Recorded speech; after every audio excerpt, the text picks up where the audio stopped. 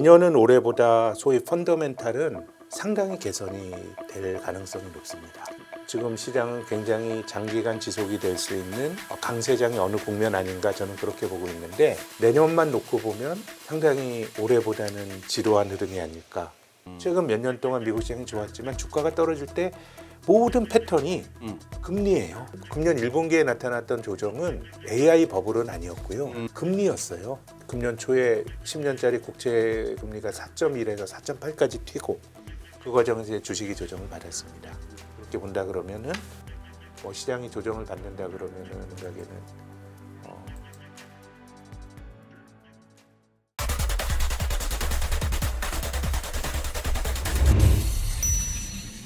신영증권 리서치센터장이시죠. 김학균 전문 나오셨습니다. 오랜만입니다, 센터장님. 네, 안녕하십니까? 금년에 이제 세 번째인가 두 번째인가? 한 3번 되지 싶습니다. 연간 그렇게 몇 년 동안 배웠는데 그러니까 박스권의 세상에서 뵙다가 예. 코스피 4,000대에서 또 뵙네요. 지난번에 센터장님하고 했을 때 3천 미치였던 것 같은데 기억에. 네, 그렇습니다. 그죠? 네. 야, 상전벽해 격세지감. 그런데 어쨌거나 2025년은 대단한 한 해였습니다. 그럼요. 예. 주가 지수가 70% 가까이 올랐습니다. 뭐 왕년에도 이런 적이 몇 번 있긴 있었습니다만 금년은 뭔가 조금 결이 달라요. 과거의 급등장하고는. 어떤 일단은 제가 보기에 예전에 우리가 경험했던 급등장은 뭔가 뭐 IMF 직후나 네. 아니면 금융위기 이후나 이럴 때 해서 한번 푹 주저앉았다가 네. 거의 뭐 모든 업종 모든 종목 거의 다 코로나 때도 그랬고 네. 네. 그랬던 것 같은데요. 금년에는 잘 가는 쪽하고 소외되는 쪽이 좀 극명하게 갈렸다고나 할까? 좀 그런 느낌도 있고 그리고 이게 너무 빨라요. 이 순환. 시황이요? 순환매 같은 게요? 예. 근데 저는 그거를 쫓아가려고 생각하면은 저는 좀 투자가 너무 어려운 것 같습니다. 공감합니다. 그걸 어떻게 일일이 다 쫓아가요? 진짜. 현대차 말씀하셨지만 뭐 안 되는 걸 들고 있는 것도 사실은 아집이고 좋은 건 아니지만 의사결정의 틀을 바꿔야 되는 건 맞는데 예. 근데 이제 늘 아무리 약세장이더라도 예. 뭐 배 오르고 세배 오르고 이런 거 있거든요. 근데 그런 걸 쫓아다니는 건 제 생각에는 나쁘다가 아니고 또 뭐 모든 사람들이 또 그렇다라고 하는 것도 제가 과한 말이고 저 같은 사람이라 그러면 그거는 이 무빙 타깃에 총을 쏘는 것 같아요. 그래요. 그래서 어느 정도는 예. 좀 저평가된 종목을 사서 기다리면 음. 보답이 오는 게 일반적으로 우리가 주식에서 돈을 버는 거지 이게 올라가는 걸 쫓아다니는 건 참 힘든 장인 것 같은데 근데 소장님 말씀하신 것처럼 그러니까 올해 참 시장이 급락하지 않고 예. 사실 뭐 4월에 살짝 급락하긴 했지만 음. 뭐 그거야 박스권에서 움직이는 정도고 뭐 가까운 강세장이었던 코로나 때는 뭐 지금과 비슷한 뭐 2,300, 400 하다가 1,400까지 떨어졌다가 올라왔는데 예. 지금은 저점이 2,300에서 그러니까요. 올라온 거니까요. 예. 그러니까 이제 과거와는 조금 다른 모습이 있는 것 같고 음. 또 시장을 보면 사실 주가지수라고 하는 거는 뭐 삼성전자를 비롯해서 큰 종목들이 이제 좌우를 하는데 예. 근데 뭐 주가지수가 올라가는 게 강세장인 건 맞습니다. 왜냐하면 뭐 게으른 투자, 패시브 투자를 하는 사람들이 그냥 일반적으로 주가지수를 사놓으면 이제 올라가서 돈을 벌 수 있기 때문에 코스피가 올라가는 게 강세장인 건 맞는데 제가 오늘은 모르겠지만 지난주에 한번 보니까 연간으로 주가가 떨어진 게 1,300개가 되더라고요. 근데 우리나라에서 상장돼서 거래되는 게 ETF를 빼면 한 2,500개 정도 되거든요. 절반 이상이네요. 그러니까 뭐 우리가 보통 말할 때 코스피 올라가는데 나는 덜 올랐어 이렇게 얘기하지만 코스피 수익률을 쫓아가고 이런 의미가 아니고요. 예. 절대 수익률이 마이너스인 게 1,300개가 되니까 그러니까 뭐 개별 종목 하나하나로는 좀 이제 상대적인 박탈감을 느끼는 분들이 좀 많을 것 같고 네. 이제 과거에 우리 시장에서 나타났던 강세장이 그러니까 좀 코로나 때 나타났던 강세장도 실은 저는 뭐 진짜 강세장은 아닌 것 같아요. 뭐 시장에 진짜 강세장, 가짜장 이런 건 아니지만 저 같은 사람이 볼 때는 그래도 주가 지수가 들고 있으면 3, 4년 뭐 돌아가면서 올라가는 게 강세장이죠. 예. 이 코로나 직후의 강세장은 3월에 저점 치고 고점이 그 다음에 6월이니까 예. 한 1년 3개월 반짝하고 말았어요. 그래요. 예, 예. 또 이제 투자라는 게 보통 바닥에서 올라갈 때는 주식에서 손해보고 소위 물려있는 분들이 손실을 만회하고 버는 거지 또 돈은 또 올라가야 나중에 들어오거든요. 그렇게 보면 뭐 2021년 코로나 직후의 강세는 굉장히 짧은 강세장인데 그거 말고요.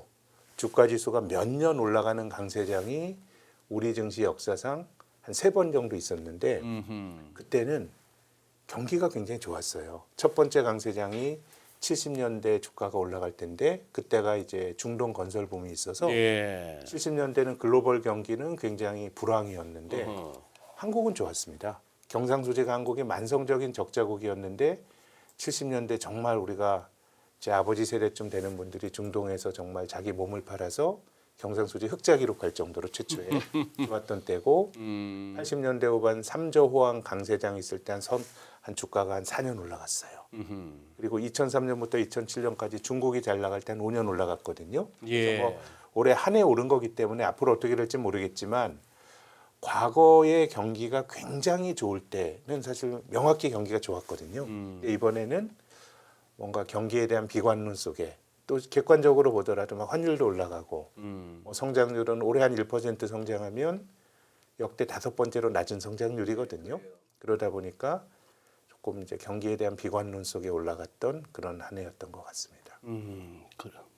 맞습니다. 경기에 대한 그리고 또 어떻게 보면은 뭐 4월 급락을 야기했던 트럼프 대통령의 관세 이슈나 이런 것들 보면은 이 와중에 우리뿐만 아니라 글로벌 증시가 네. 다 이렇게 올랐던 거 보면 올 한 해는 참 그래요.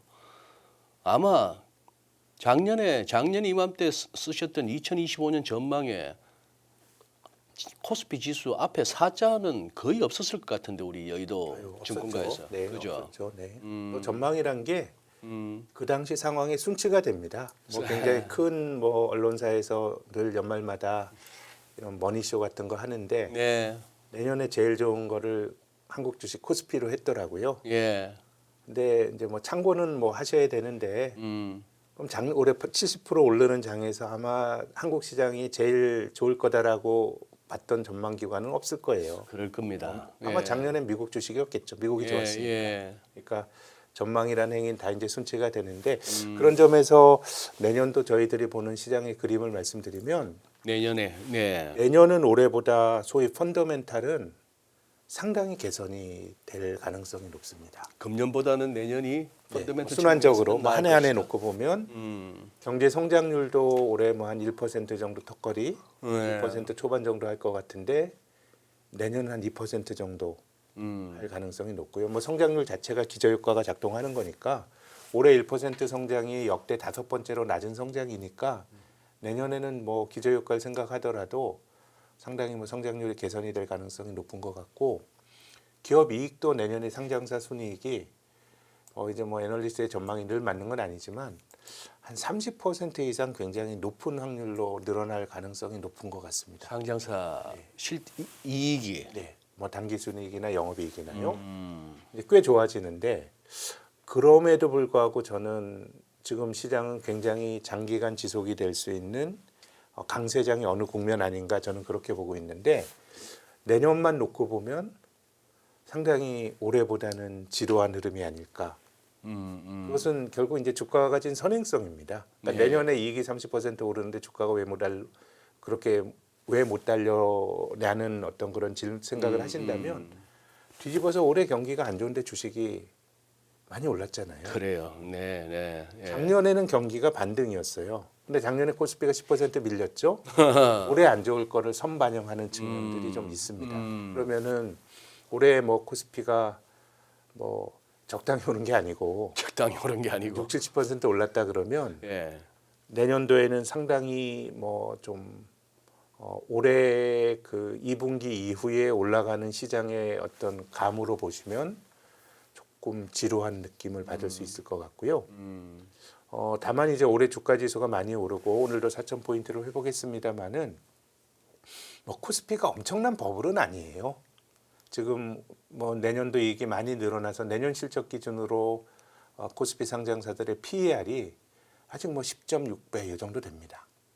그 정도? 예. 아직도. PBR은 뭐 한 1.2배 정도 되니까 음. 뭐 한국이 어떻게 보면 뭐 그동안 못 오른 거 생각하면 예. 올해 굉장히 많이 올랐습니다만은 뭐 판이 깨질 정도의 그런 버블은 아닌 것 같고 예. 다만 제 생각에는 내년에 시장이 조금 생각보다 둔화가 된다 그러면 올해 한국이 많이 오른 것도 있지만 결국 미국 시장이 뭐 제가 뭐 미국 시장이 뭐 구조적으로 뭐 하락세로 반전이 된다 뭐 그런 건 잘 모르겠는데 뭐 그럴 것 같진 않는데 예. 미국의 S&P 500 지수도 2023년, 2024년, 2025년 3년 연속 올랐습니다. 3년 연속 올랐죠. 가격 부담이란 게 제 생각에는 예. 많은 부분에서 올해 전체적으로 시장이 한국은 올해 많이 올랐고 미국은 3년 동안 누적이 된 상승세가 있기 때문에 조금 어느 정도는 가격 부담을 안고 시작하는 그러니까 상당히 뭐 생각보다 뭐 나쁘지 않고 조금 좋다고 하더라도 주가가 이걸 많이 투영하고 있을 수 있다는 생각이 들고요. 예. 그리고 이게 너무 좀 뭐 나이브한 분석이다라고 뭐 생각을 하셔도 그건 뭐 제가 달게 받아야 되겠지만 S&P 500 지수가 2023년부터 3년 연속 올랐다고 말씀을 드렸는데 미국 시장이 크게 보면 2008년 글로벌 금융위기 이후에 2009년부터 올라오고 있거든요. 뭐 조정 받아도 금방 올라가고. 그렇죠. 그렇죠. 예. 근데 이런 미국 증시 역사상 최장 기간에 예. 크게 보면 뭐 한 16년 올라가고 있는 예. 강세장인데 이 강세장에도 4년 연속 오른 적은 없었어요. 그동안에 3년 오르면 조정을 조금 받든가 혹은 2022년 같은 경우 뭐 세게 받기도 했었는데 전체적으로는 가격 부담 같은 걸 생각한다 그러면은 내년도에는 올해처럼 달리기는 좀 힘든 거 아닌가라는 생각입니다. 야, 그 4년 연속 오른 적은 없다. 미국도 그 잘 나가던 미국도 최근 10여 년 동안에 최근 10여 년 동안 2009년 이후 강세장에서 2008년 금융위기 이후에 이제 랠리가 시작된 이래. 예. 그런데 트럼프 대통령은 4년 아니라 5년 아니라 그냥 조정 없이 계속하는 장을 어떻게 만들어 보고 싶어하는 뭐 거죠. 이제 그런 서사들이 있죠. 내년에 중간 선거 때 또 트럼프 대통령이 지면은 또 그 임기 후반부는 레임덕이니까. 그래서 중간 선거 할 때는 그런 식의 서사가 없었던 적이 없어요. 중간 선거 때문에 올릴 늘 거다. 그랬죠. 늘 그랬죠. 그럼 2022년 생각해 볼까요? 2022년 S&P 500 지수가 한 20% 넘게 밀렸습니다. 바이든의 중간 선거죠. 바이든 중간 선거 때 2018년 하반기에 트럼프 일기 때 중간 선거 할 때 그때도 고점 대비 S&P 500 지수가 20% 맞아요. 넘게 밀렸어요. 밀렸어요. 그러니까 네. 이제 뭐 그거는 뭐 그런 의도를 가지고 있다 뭐 이런 것들을 투자의 아이디어로 참을 수는 있는데 뭐 꼭 그렇게 어떤 그런 정치가의 의도와 주식시장의 반응이 뭐 그렇게 좀 인과성을 가지는 것 같지는 않습니다. 그러니까 예. 그래서 더 강력한 화력이 필요하다 싶어서 뭐 지금으로는 뭐 케빈 헤셋이 유력합니다만 연준 의장 자기 말 잘 듣는 근데 그게 의장만 바꾸면 그 연준이 그냥 선하게 들어온다고 보세요. 그래도 그 연준 이사들의 임기가 13년이잖아요. 연방준비제도 14년으로 알고 14년이에요. 예. 14년이고 그 멤버가 7명이잖아요. 그럼 나름의 좀 독립성을 갖는다고 이제 봐야 되는데 예. 근데 연준 이사들도 뭐 스티브 마이런 꽂아놓고 또 뭐 좀 월러나 보우만 같은 경우는 뭐 그러니까 조금 이제 트럼프가 뭔가 그 중앙은행을 자기 통제하에 넣고자 하는 그런 의도는 좀 보이는 것 같고요. 그래서 도리어 제 생각에는 좀 그런 게 좀 안 좋게 이건 뭐 하나의 가정인데요. 네. 우리가 뭐 생각해 보면 뭐 건설사, 디벨로퍼, 사업가 출신의 대통령은 뭐 기본적으로 고금리를 싫어하죠. 금리를 계속 낮춰야 된다. 그렇겠죠. 근데 네. 이제 중요한 거는 제가 앞서서 과거의 강세장과는 좀 다르게 예. 주가가 올라가고 있는데 예. 경기가 뜨겁지 않다는 말씀을 드렸거든요. 예. 근데 이거는 글로벌한 현상이에요. 사실 예, 그렇죠. 지금 뭐 독일 닥스 지수 뭐 최근에 계속 몇 년 동안 사상 최고치 기록했거든요. 근데 독일 성장률이 작년 재작년에 마이너스 성장이에요. 기업들도 휘청휘청 거리죠. 자동차도 뭐 지금 뭐 큰 데미지를 입었고 그래서 S&P 독일 증시를 대표하는 닥스 지수 구성하는 종목이 40개인데 그거 보면 이익이 늘어나지도 않아요. 근데 주가는 사상 최고치를 칩니다. 일본 뭐 성장률 거의 뭐 제로로 수렴하고 있어요. 근데 주가는 니케이가 5만 행 넘어서 사상 최고치를 치고 있죠. 그래서 지금은 주가가 올라가는 한국을 포함해서 가장 핵심적인 동의는 저는 돈이 많고 예, 돈이 많고. 통화 정책이 기본적으로 자산 시장이 우호적이고 또 중앙은행이 돈을 푸는 방식이 뭐 예전처럼 얌전하게 뭐 단기 국채나 사는 그런 예. 공개 시장 조정이 아니고 막 장기 국채 같은 거 사는 양적 완화도 하고 뭐 이러다 보니까 이게 가장 핵심적으로는 중앙은행의 통화 정책이 중요하고 그래서 구조적으로 저는 인플레이션을 잘 통제하는 게 중요할 것 같아요. 그냥 뭐 내 맘대로 한다 그러면서 막 금리를 낮추려고 막 이게 중요한 것이 아니라 그래서 저는 파월 의장도 뭐 미국은 그 연방준비제도 의장들도 다 뭐 당적을 갖고 있잖아요. 예. 뭐 공화당원으로 알고 예. 있는데 뭐 그래도 나름 저는 직업인으로서 전문가로서 막 대통령에게 인격 모독적인 그런 공격도 받았지만 그 밸런스를 잘 잡은 것 같거든요. 그래서 역사적으로 보면 저는 뭐 내년도에 시장이 크게 안 부러질 거다라고 보는 거는 구조적인 인플레이션과 구조적으로 금리가 올라가기는 되게 힘든 상황 아닌가 그렇게 생각하는데 제가 모두의 주가가 올해 떨어진 게 한 1,300개 정도 된다고 말씀을 드렸는데요. 예. 아주 역설적으로 예. 그러니까 인플레가 안 생기는 거예요. 어허. 왜냐하면 글로벌 경제 전체적으로 한국뿐만 아니라 좀비 기업들이 많아졌거든요. 좀비 기업들이 많아진 이유는 구조 조정을 안 해서 그래요. 못 해서. 예. 2008년 금융위기 이후로 2010년 뭐 하는 2012년까지 유로존에 뭐 그리스 재정 위기 있었고요. 예. 한 13년 동안 생각해 보시면 코로나는 뭐 우리가 천재지변이고 예. 그거 말고 뭐 생각나는 위기가 글로벌하게 혹은 한국에 있었나요? 어허. 없었어요. 예전에 제가 직장 잡고 다음에 IMF 외환위기 터지고 2년 지났더니 이대재벌이었던 대우그룹 파산하고 또 몇 년 지났더니 카드 버블 터지고 또 몇 년 지났더니 글로벌 금융위기가 생기고 지금까지 자본주의는 위기가 생기고 그것을 극복하는 과정인데 제가 말씀드리는 거는 극복이 아니라 위기가 주는 순기능을 말씀드리고 싶습니다. 위기가 있어야 구조조정이 돼요. 나쁜 기업들이 막 퇴출도 되고 예. 그럼으로써 경제적 자원이 효율적으로만 가는데 2008년 금융위기가 저는 특히 미국의 연준에게 너무 큰 트라우마를 남겼다고 생각합니다. 2008년 금융위기 때 한국도 굉장히 어려움을 겪었지만 한국은 최악의 경제위기 아니었습니다. IMF 외환위기가 더 큰 샥이었죠. 또 그 경제로 보면 카드 버블 붕괴가 2008년 위기보다 훨씬 큰 샥이었는데 예. 미국은 2008년의 금융위기로 인한 경기 후퇴를 찾아가면 대공황 때까지 가야 돼요. 그러다 보니까 저는 그 이후에 글로벌 자본주의가 파산 없는 대마불사 자본주의가 된 것 같아요. 리먼 같은 거 날려버리면 큰일 나더라. 예. 그러니까 뭔가 위기가 생기기만 하면 계속 구조적으로 돈을 많이 풀고 그래서 저는 2023년 2월 달에 실리콘밸리 뱅크가 파산했을 때 당시 재무장관이었던 제니 옐런이 모든 예금 보장해 준다 그랬어요. 보장해 줄 수 없어요. 그러니까. 그 예금자 보험 받아가 어떻게 해줘요? 저는 예. 그게 정말 마음속에 있는 트라우마가 작동한 거라고 생각해요. 리먼 파산 이후에. 그러니까 구조적으로 돈이 많이 풀려 있어요. 그러다 보니까 구조조정이 안 되고 그 결과가 한국은 주가가 1,300개 떨어졌다고 말씀드렸는데요. 한국 상장사 중에서 영업이익으로 이자도 커버 못하는 게 작년 회계연도 기준으로 전체 상장 제조업체의 42%예요. 그러니까 1,000개 떨어진 것 중에 상당수는 이 기업이 계속 기업으로 가지 못할 거라는 우려가 주가에 전 투영이 된 것 같아요. 사실 주식 투자하다 보면 이제 물릴 수도 있고 손해 볼 수도 있는데 이게 뭐 기본적으로 재무적인 안정성은 있어야 그런 물리더라도 거기 밀려야 되잖아요. 시간을 낚을 수 있는데.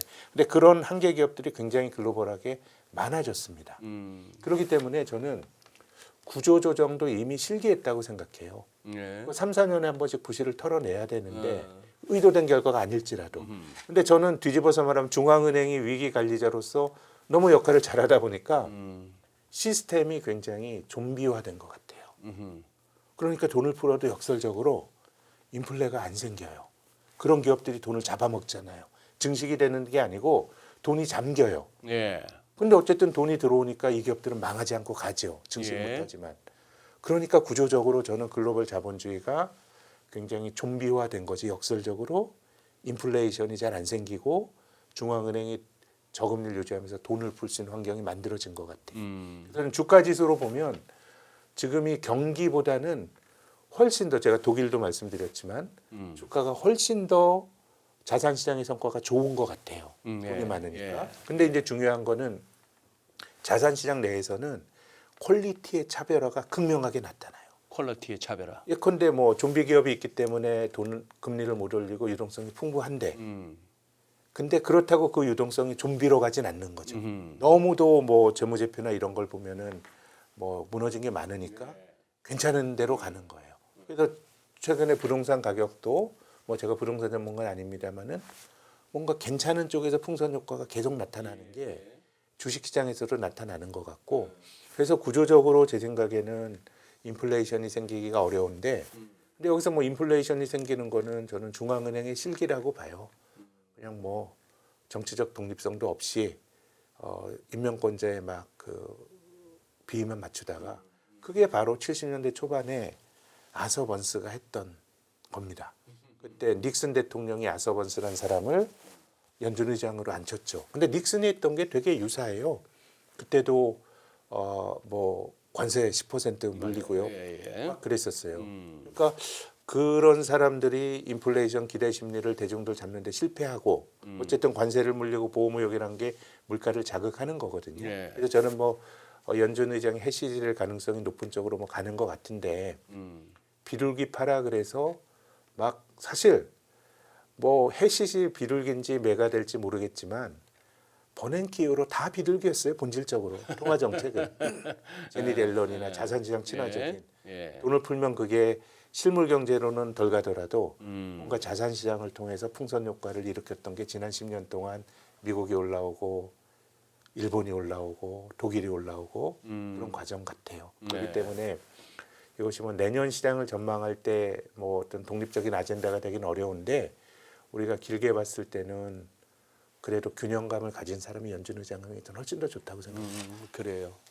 자 이제 뭐 소위 말하는 이제 내년 이제 12월도 접어들었고 내년을 갖다 전망한다. 그래서 각 정부사 리서치센터장들을 모셔서 내년 전망을 묻는다. 보나마나 첫 질문은 그래야 되겠죠.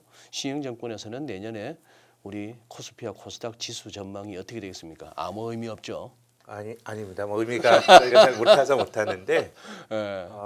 뭐 저희 이제 시황을 그 전망하는 사람인데 저희는 강세장인데 상승률은 좀 둔화가 되고 요즘 뭐 화두가 5천인데 뭐 5천에 못 미치는 5천에 못 미치는. 그런 정도. 지금 뭐 4천 어라운드라 보고 네. 4,100이나 4천이나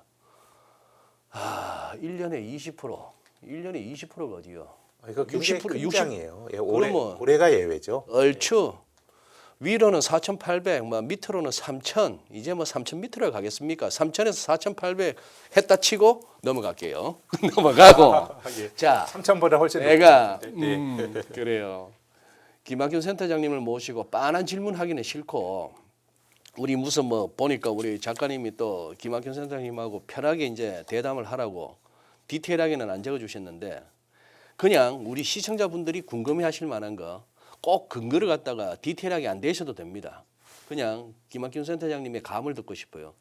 미국도 그냥 간다 아니면 조정은 있다. 조정인 것 같은데요. 예? 조정 있다. 조정이 있다. 예, 가능성이 기본적으로 AI가 미국도 주가가 굉장히 양극화된 흐름이 나타나는 거는 올해도 나스닥 보니까 나스닥도 떨어진 게 더 많더라고요. 개별적으로. 그래요. 그래서 이제 그쪽도. 집중화된 쪽으로 예. 가는데 뭔가 저는 AI의 본질적인 변화가 나타났다고 보는 것이 우리가 얼마 전까지 인공지능이 확산이 될 때 그걸 대표하는 종목을 뭘 봤냐면 엔비디아였죠. 그랬죠. 엔비디아였어요. 근데 엔비디아는 AI의 밸류 체인에 있어서 어떻게 봐야 될까요? 이게 19세기 골드러시가 있을 때에 일종의 미국에서 청바지 파는 그렇죠. 그 비유가 가장 뭐 예, 적절한 비유죠. 금을 네. 캐러 갔다가 금을 캐는 사람은 소수입니다.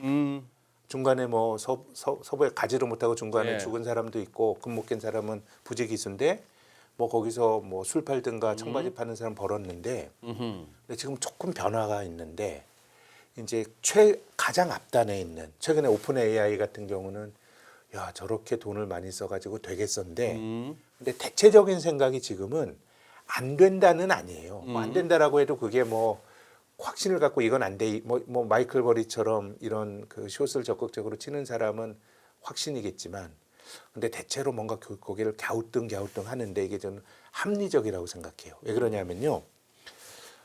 최근에 미국의 빅테크 기업들이 회사채를 조달합니다.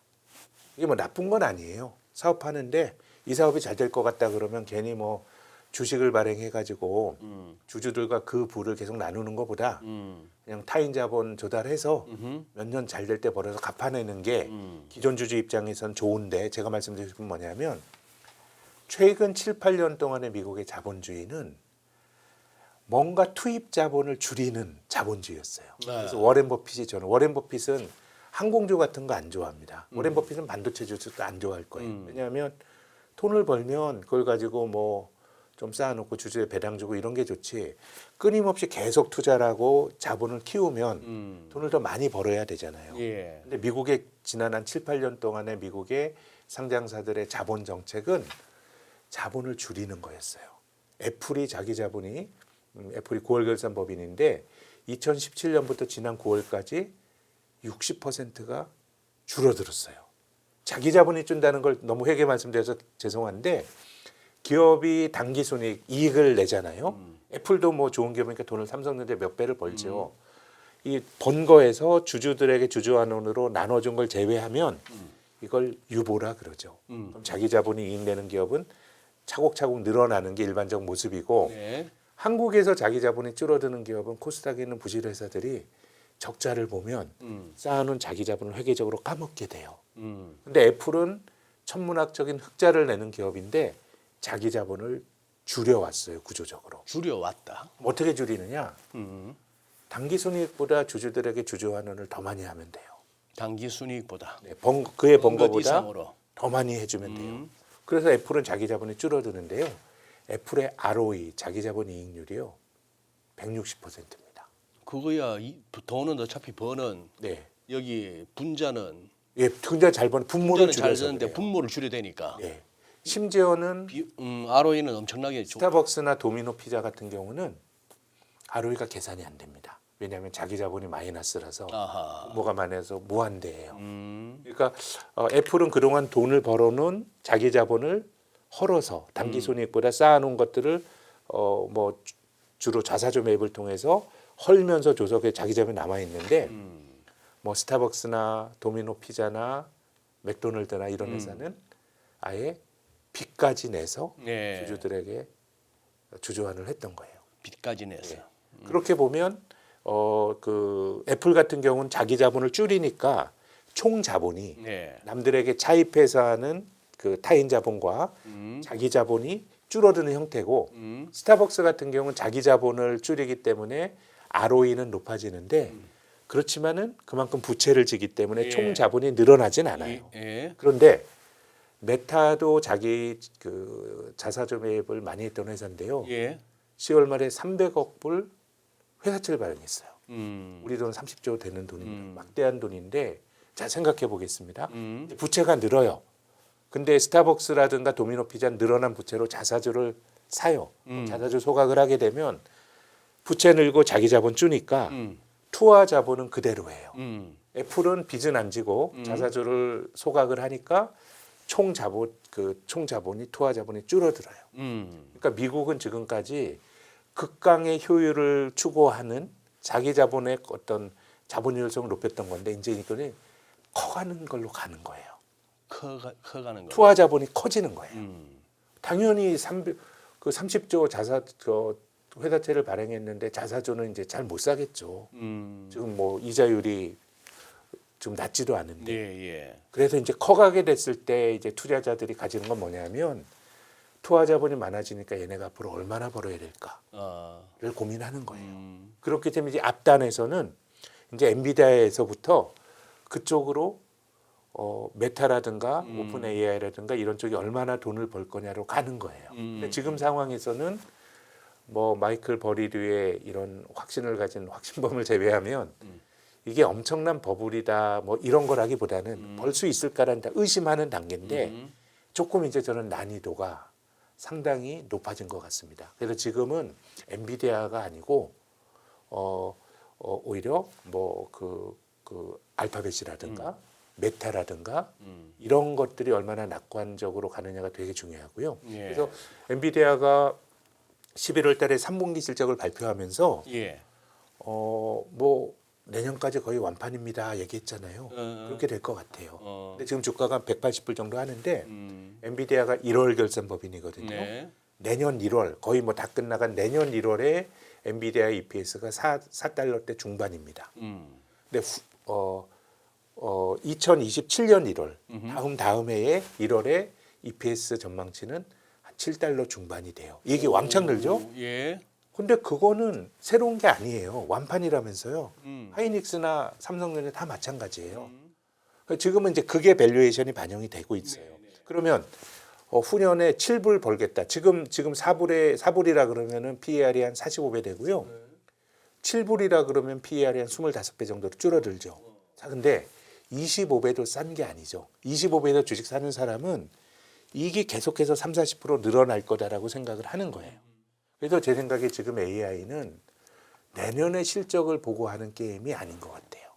내년은 확실성이 높게 잘 나오는데 투자자는 자꾸 다음을 보는데 제가 다음이 안 된다가 아니고 저는 그걸 잘 모르겠어요. 다만 지금까지 굉장히 좀 무난하게 왔던 이건 커가는 거야에 대해서 앞단에서 투자하는 기업들이 증명해야 될 것들은 상당히 좀 난도가 높아지는 것 같아요. 그래요. 특히나 오픈 AI 같은 경우는 야 저런 식으로 계속해서 서버를 늘리는데 이거 돈을 얼마나 벌어야 저게 지탱이 될 거냐라고 생각을 해보면은 제 생각에는 뭐 내년도에는 AI 기업들에 대해서도 이제 시장이 가지고 있는 어떤 질문이나 요구하는 게 굉장히 커질 것 같아요.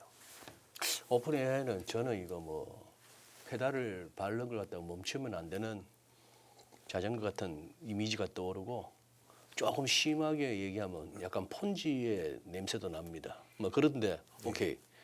5 내지 10% 정도의 조정이라는 것은 우리가 얼마든지 시장에서 경험할 수 있는 거고 또 그렇게 해줘야 네. 이렇게 지긋하게 우상향을 갖다가 만들어가는 게 또 시장의 속성인데 그러면은 어느 정도의 조정은 뭐 미국인들 용변은 재주 있겠습니까?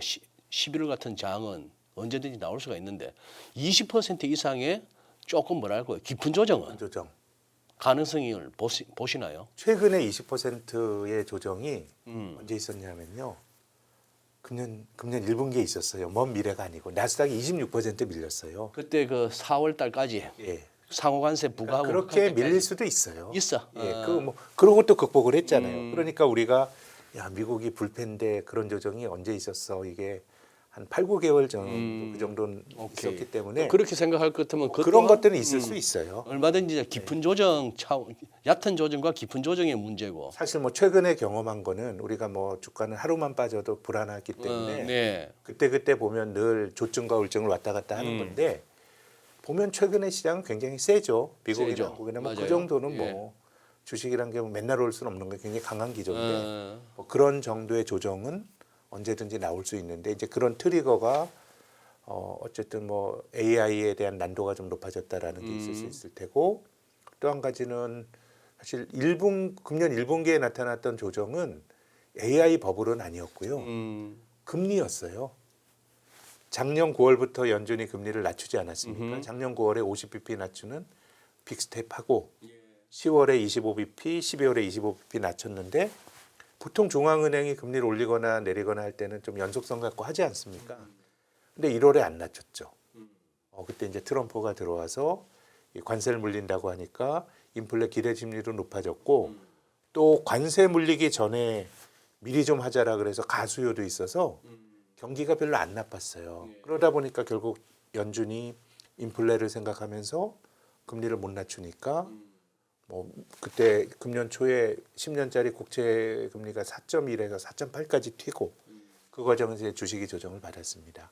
그렇게 본다 그러면은 이 AI 버블은 어떤 식으로 발현이 될지는 잘 모르겠는데 뭐 시장이 조정을 받는다 그러면은 이제 금리에 대한 지금 앞에서는 지금 12월에 안 낮출 것 같다가 이제 낮출 확률이 높아졌는데 이제 1월에 또 어떻게 될 거냐 뭐 이런 것들이 마찰적인 조정이 좀 될 것 같고 AI는 뭐 주가가 많이 달렸고 아까 말씀드린 것처럼 이 제일 앞단에 있는 기업들이 투자자들에게 뭔가 설득해야 될 것들이 상당히 많아졌기 때문에 지금은 뭐 말씀하신 것처럼 달리는 자전거라서 모두가 못 멈추는데 뭐 그런 것들이 내년도가 조금 삐그덕거릴 수 있는 요인 아닌가 생각이 들고요. 그러면 우리 센터장님 보시기에 이 마이클 버리가 이제 헤지펀드 운용할 때는 지금만큼 가끔씩 이렇게 시장에서 주목은 받았습니다. 뭐 지금만큼은 안 그런데 이제 그거 그만두고 소위 말하는 리딩방 차리고 나니까 아주 적극적으로 네, 이제 그걸 올리고 있어요. 네, 이제 마이클 버리가 유명해진 거는 2008년 금융위기 오기 전에 서프라임 붐에서 그때 여러 가지로 파생되어져서 금융시장에 막 화려하게 포장되어서 돌아다니던 그 상품들이 위험성을 갖다가 보고 거의 뭐 숨 넘어갈 때까지 버티다가 한번 빵 터지는 바람에 이제 인생 완전 핀 사람인데 계속해서 워닝을 준단 말입니다. 네, 이제 뭐 팔란티아 테크, AI, 오픈 AI, 뭐 엔비디아, 이제 테슬라까지 뭐 그런 식으로 하고 있는데 그러면은 마이클 버리류의 사람들은 세상에 또 적지 않아요. 네, 그 사람들이 우려하는 어떤 아직까지 수면 위로 드러나지 않은 아주 골마 있는 뭔가 문제점은 뭐 특별히 짚어지는 건 없으시고. 제가 그분들의 견해를 뭐 잘 몰라서 오히려 저는 지금은 뭐 일반적으로 매크로볼 관점에서 보면 세상을 부정적으로 보면 한없이 부정적으로 볼 수밖에 없어요. 우리가 늘 이번엔 다르다 그러지만 긴 역사의 스팬으로 보면 다르진 않았고 그리고 네. 부채예요. 부채. 뭔가 성장을 잘 못하고 근데 이제 저의 해석은 네. 지금 2008년 위기 이후로 특히 코로나를 겪으면서 자본주의가 완전 관치 자본주의가 된 것 같아요. 맞아요. 일본화가 됐어요. 네, 그러니까 네. 부채가 많다는 조건이 문제가 아니고 네. 그 부채 문제가 터졌을 때 중앙은행이 그걸 해결하는 방식이 너무도 노골적인. 뭐 코로나 때는 뭐 이게 불가항력인 면도 있습니다만은 미국의 연준이 제조업체들 도와줬잖아요, 보잉이나. 세상에 이런 반칙이 어디 있습니까? 자본주의는 돈 벌려고 경쟁하는데 돈을 배타적으로 만들어낼 수 있는 중앙은행이 특정 플레이어의 손을 잡아준 거잖아요. 예. 그래서 저는 지금 이 판은 구조가 취약하다는 것은 맞다. 아. 근데 그렇게 보면 5년 전에도 취약했고 음. 역설적으로 구조가 취약하기 때문에 금리가 안 올라가고 괜찮은 것들은 계속해서 엑셀을 밟는 게 지금 장이라 그러면 이게 깨지는 거는 구조가 아니라 중앙은행이 뭘 못할 때 그게 인플레고 장기금리 상승입니다. 최근 몇 년 동안 미국 시장이 좋았지만 주가가 떨어질 때 모든 패턴이 금리예요. 연준이 금리 내릴 줄 알았는데 못 낮추네. 올해 1분기의 모습이고요. 예. 뭔가 장기금리가 올라가는 그런 모습들이 나타났기 때문에 이게 큰 조정이건 작은 조정이건 결국 저는 인플레이션에 대한 관리와 장기금리 움직임이 되게 좋을 것 같고 그리고 AI 버블에 대해서는 제가 뭐 저도 사실 잘 모르겠는데 이것도 트리거가 금리가 될 가능성이 높아요. 금리. 그리고 뭐 미래에 돈을 많이 번다는 건데 예. 이자율이 높아지게 되면 미래에 버는 거에 대해서 사람들의 평가가 인색해지거든요. 이자율이 높으면 지금 가진 돈의 가치가 높지. 예. 먼 미래에 돈을 번다는 건 상당히 디스카운트 돼서 하는 거기 때문에 그래서 내년을 관통하는 흐름은 제 생각에는 이자율과 금리가 불안하게 움직이면 주식이 조정을 세게 받는데 저희들의 메인 뷰는 뭐 그런 정도로 뭐 이자율과 금리가 올라갈 정도로 미국 경제가 강하거나 이러진 않지 않을까라는 생각입니다. 자, 그러면 이제 결국 이제 금리를 가장 키 팩터로 보셨는데 오늘 우리는 그나마 뭐 국채 선물도 이제 반등이 나오고 네. 꽃의 금리가 조금은 이제 안정이 돼 있는데 문제는 지금 일본이 네. 쉬질 않고 계속 올라요. 네. 일본이 계속 오르는데 뭐 선생님 그렇게 봐야 되는 거 아닙니까? 자, 미국과 일본이라는 그래도 이 경제 대국에서 미국은 어쨌거나 속도와 횟수의 문제지 금리 앞으로 내릴 거고 네. 일본은 올릴 거고 네. 여기서 이제 엇박자와 괴리가 나온 거고 네. 괴리가 나온 거고 그러면 이렇게 해서 금리가 뭐 BOJ가 금리를 올리네 마네를 떠나가지고 어쨌거나 다카이치 총리가 되고 나서 밝힌 정책 방향을 보니까 일본 국채 가격은 떨어지고 일본 국채 수익률은 올라가야겠다. BOJ가 올릴 그것도 있고 하니까 등등이 있습니다만 재정 보니까 여기도 안 되겠다 싶은 그게 있는데 그래요. 그러면 사나이노믹스라고 다들 얘기하는데 네. 왜 여기는 또 이름을 붙이지? 보통 우리가 아베노믹스, 아베 신조 성에다 붙여야지. 우리도 하다못해 경환노믹스가 아니고 초이노믹스 그랬잖아요. 담배값 올리니까. 그렇네요. 네. 그죠? 여기는 다카이치 사나이 같으면 여잔데 아니 이름인데 사나이노믹스라고 합니다만 성공한다고 보세요. 성공할 것이라. 아베만큼? 성공 확률이 거의 제로에 수렴한다고 생각합니다. 왜요? 아베 때와 전혀 다른 게 2012년에 소위 아베노믹스라는 걸 들고 나왔을 때 일본은 명확한 디플레였어요. 맞아요. 물가가 떨어지고 있었고 맞아요. 그리고 엔달러 환율은 80엔이었어요. 그래요. 상당히 고평가돼 있었죠. 어. 그러면 일단 일본은 뭐 디플레라고 하는 건 너무 경제 무기력성을 만드는 거니까 어느 정도 조금 뭐 엔화가 약해지는 게 탈디플레이로 도움이 되는 거였는데 자 지금은 엔달러 환율이 155엔이죠. 전후 왔다 갔다 하고 있고 또 일본의 소비자 물가지수 상승률이 3%. 3%예요. 이게 왜 문제냐면요. 요즘 일본 총리들 막 바뀌잖아요. 예. 주식은 사상 최고치인데 예. 뭐 사람들이 그 뭐 먹고 살기가 괜찮으면은 그렇게 물론 일본이 정치를 자주 바뀌었지만 먹고 살기 힘들어서 그래요. 그게 왜 어떤 의미냐면요. 디플레에서 벗어나는 방법은 충격을 주는 것밖에 없어요. 어쨌든 물가를 올려서 인플레 기대 심리를 만들고 그럼 물가가 올라가면 구매력이 떨어지니까 국민들이 먹고 살기 힘드네요. 월급을 올려줘야 돼요. 그래요? 그래서 아베가 지금 뭐 보수당 보수적인 자민당이 집권하고 있지만 예. 아베도 그랬고 이시바도 그랬고 예. 노동조합을 찾아갔어요. 어. 너네 바보같이 그러지 말고 좀 임금 올려달라 그래.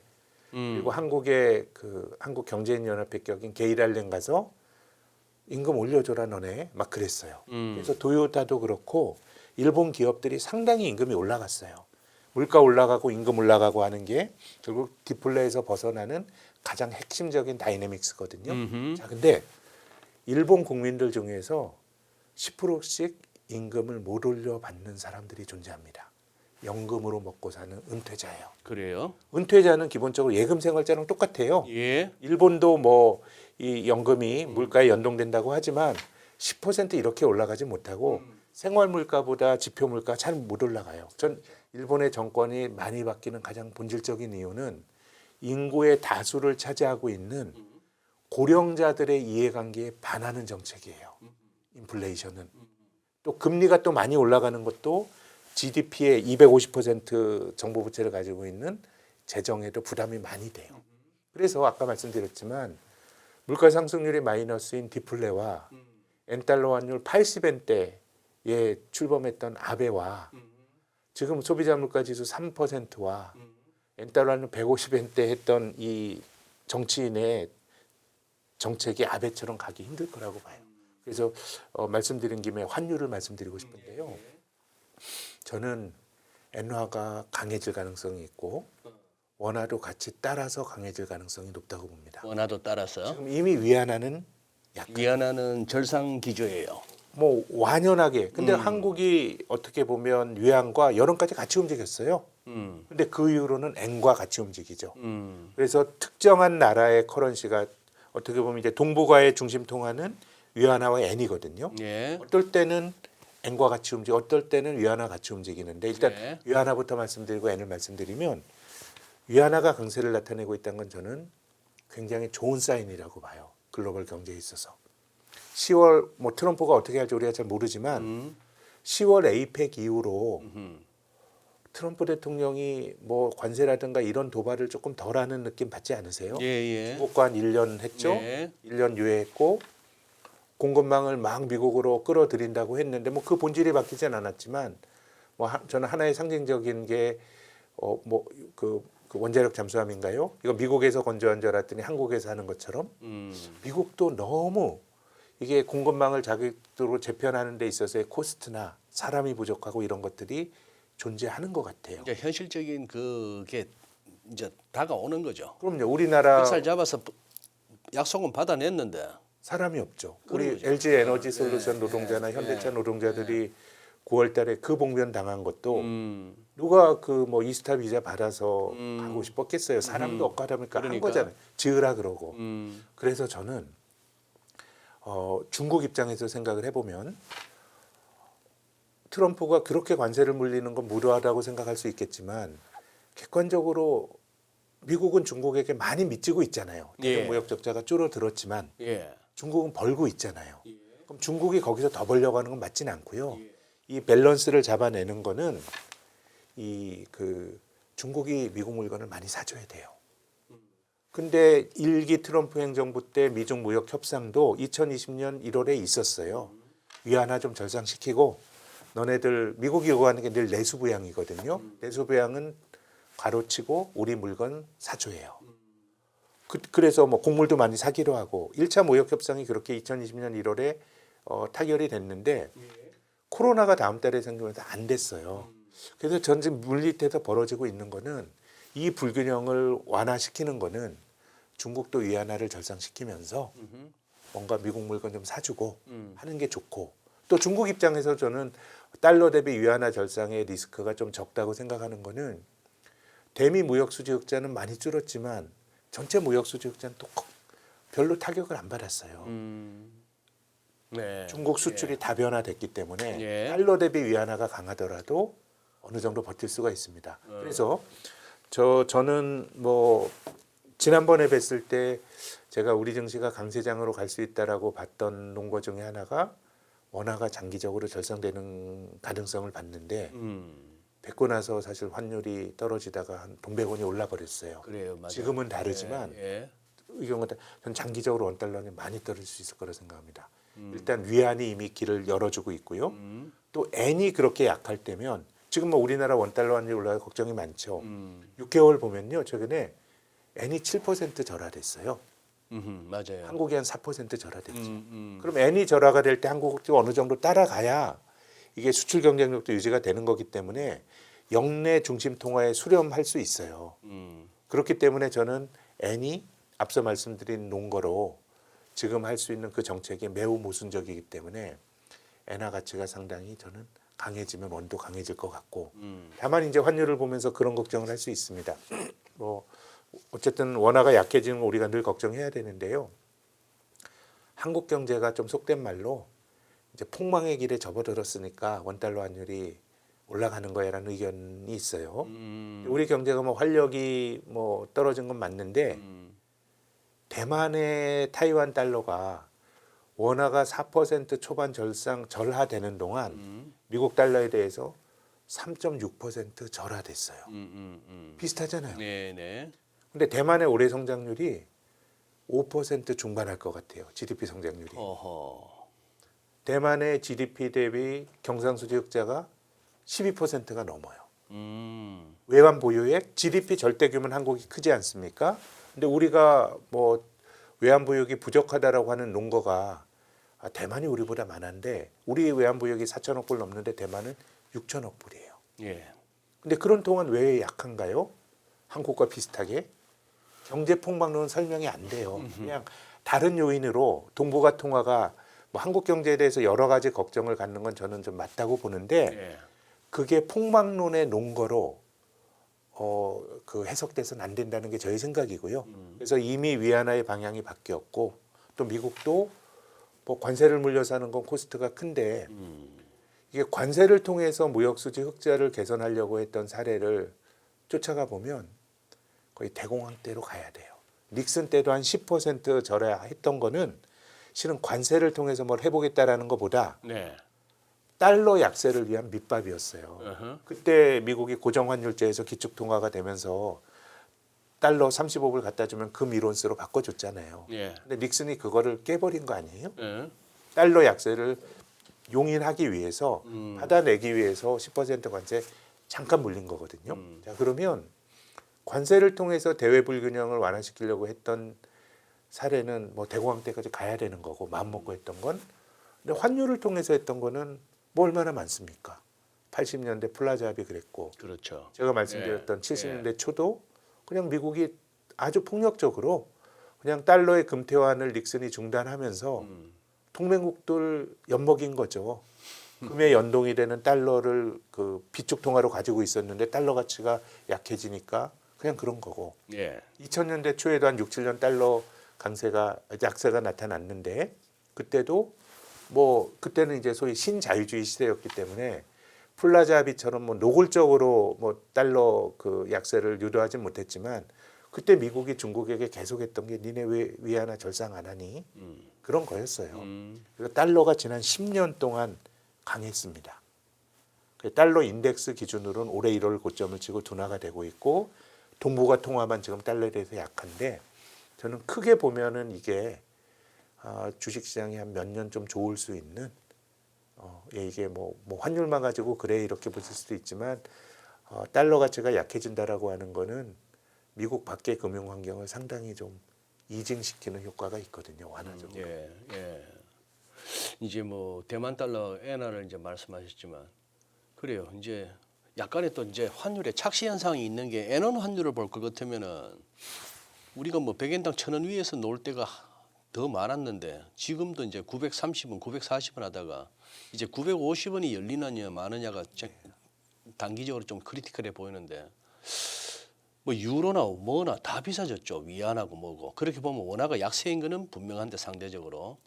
그러면 엔화가 강세로 가고 사실 지금 월가에서 해바뀌면은 달러가 다시 우리가 연초에 봤던 달러 약세, 달러 최근에 달러 인덱스만 보면은 한 7월 들어서 하반기 들어서 좀 올라온 거 아니에요. 그럼요. 한 110 하다가 한 96 갔다가 갔다가 지금 다시 99 이제 하는 거죠. 백트라이 네. 하다가 지금 또 98대 네. 99인데 내년에 가면 다시 달러 약세가 재개될 것이라는 게 지금 5월가에서 상당히 이제 굳어지는 분위기인데 그것과 더불어서 달러엔의 하락, 즉 엔화 강세.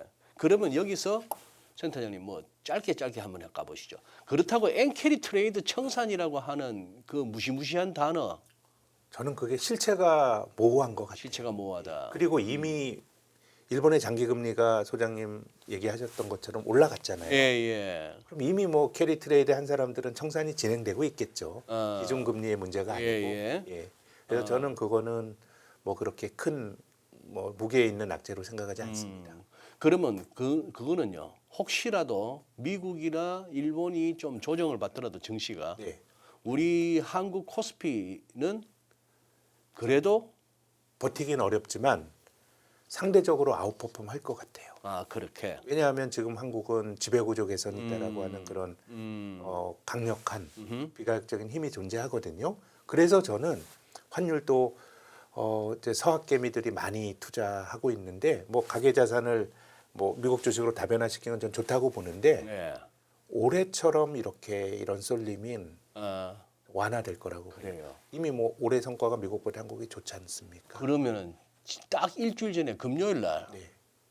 무슨 뭐 코스닥 붐업 시작하는 기사 한 방 나와가지고 네. 그날은 코스피를 갖다가 막 한 2조 정도 던지고 외국인들이 코스닥 좀 사고 이래서 확 했던 게 월요일 날 가서 또 뒤집어지고 그 그냥 지금으로서는 해프닝이었는데 네.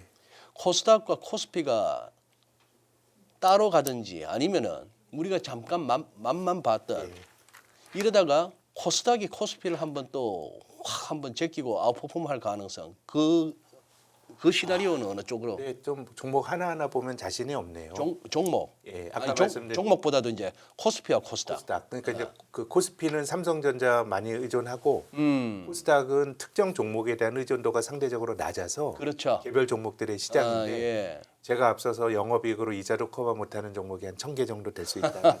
대부분 코스닥 제조업체들 많아서 근데 이제 정책적으로는 그런 쪽에 뭔가 해보고자 하는 그런 가시적인 움직임이 있는 건 맞는 것 같고 근데 종목 하나하나 뜯어보면 부담되는데 그래도 저는 내년에 뭐 지수 코스닥 지수가 조금 더 나을 수도 있다고 보는 게 그래요. 글로벌하게 제약이나 바이오가 별로 몇 년 안 좋았습니다. 코로나 때 아주 큰 시기. 예. 그런데 이제 글로벌하게 이제 바닥을 치는 것 같아요. 뭐 미국이 뭐 그라든가 뭐 트럼프 대통령의 약가이나 이런 거 있는데 이게 거의 다 지금 그 끝나가는 것 같거든요. 주식은 몇 년 못 올랐고 이런 거라 그러면은 그래도 코스닥이 제약 바이오 비중이 그 코스피에 훨씬 높거든요. 예. 두 자릿수 대 되니까. 예. 그래서 저는 그걸 뭐 코스닥의 강세라는 표현보다는 어. 오히려 제약 바이오가 내년도에 좀 기회가 있지 않을까 생각하는데 그 결과로 코스닥이 코스피보다 아웃퍼폼 할 수는 있다. 그러니까 종목 하나하나는 지뢰가 되게 많으니까 조심해야 된다고 봅니다. 예. 그래요. 예, 센터장님. 그러면은 이 전망이라는 것은 뭐 한번 내뱉었다고 해서 불변일 수도 없는 거고 시장 상황에 따라 그때그때 또 전망과 전략 대응 전략이 바뀌어야 되니까 우리 또 내년에도 우리 인포메이션 라이브 시간을 통해서 자주 뵙죠. 아유, 예, 그런 말씀 들어주신 내년에도 영광이겠습니다. 예, 주신 책은 제가 한번 주말 동안에 열심히 한번 읽어보겠습니다. 예, 감사합니다. 시대 5,000포인트 시대를 위한 투자 대전환. 그래요. 자, 오늘도 시간 내주셔서 고맙습니다. 네, 감사합니다.